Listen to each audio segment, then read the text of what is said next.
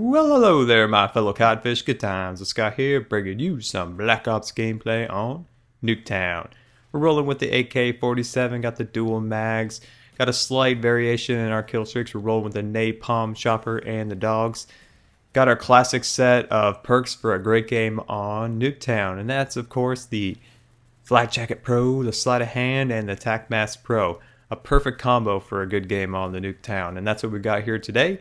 So let's get started with today's topic.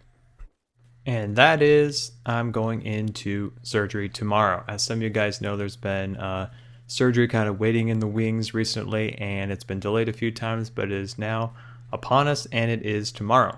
So I don't know quite what time it'll be, because they don't tell you till the night before when it's going to be, if it's going to be in the morning or in the afternoon.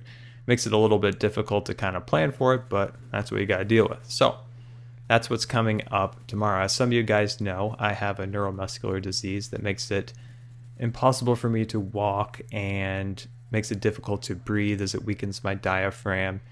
And recently it has made it more and more difficult to eat. So I've gone through this last year with a lot of different feeding problems and a lot of temporary solutions to fix it.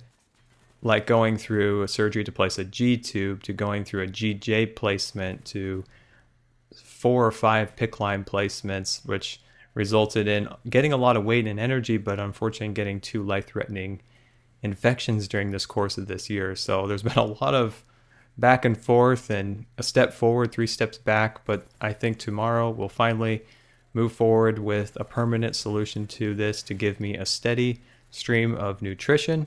Whereas if I was trying to eat on my own, it would always be just kind of intermittent. Ideally, I would love to eat myself, but unfortunately, at this time, it is impossible.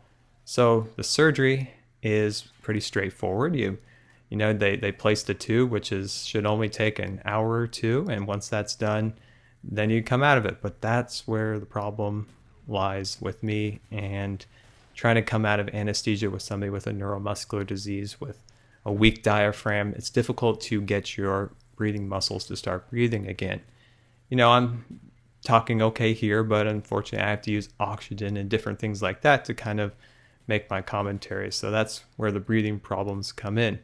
And after you get knocked out, you're having a machine breathe for you, and you need to get off of that machine once the anesthesia wears off. But the concern always is, will you be able to get back off of it having your breathing muscles weak? So that's the concern with anesthesiologists. What happens when I get knocked out? I've been knocked out probably 8 or so times in my life, just think off the top of my head. And you come out of it and you have difficulty trying to start your breathing back up. It's difficult to cough. So this is the last time in January. It's difficult to cough. You have a super high heart rate of 150 or so, and trying to like just cough and to breathe again is very, very difficult.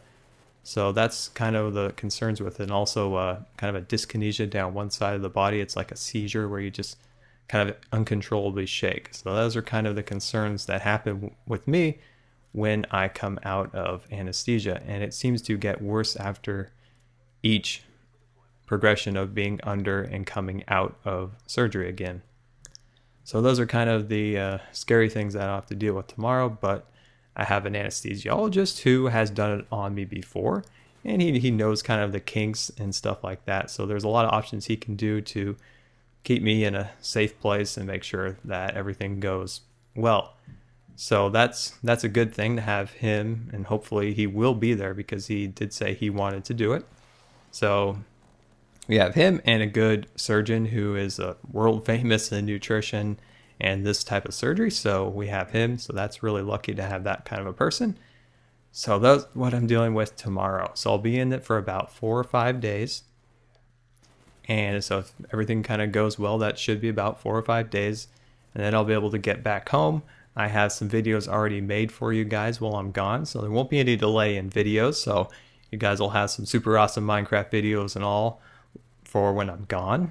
So that'll be nice. So yeah, so the surgery's tomorrow. I'll try to keep you guys updated when I can on the Twitters.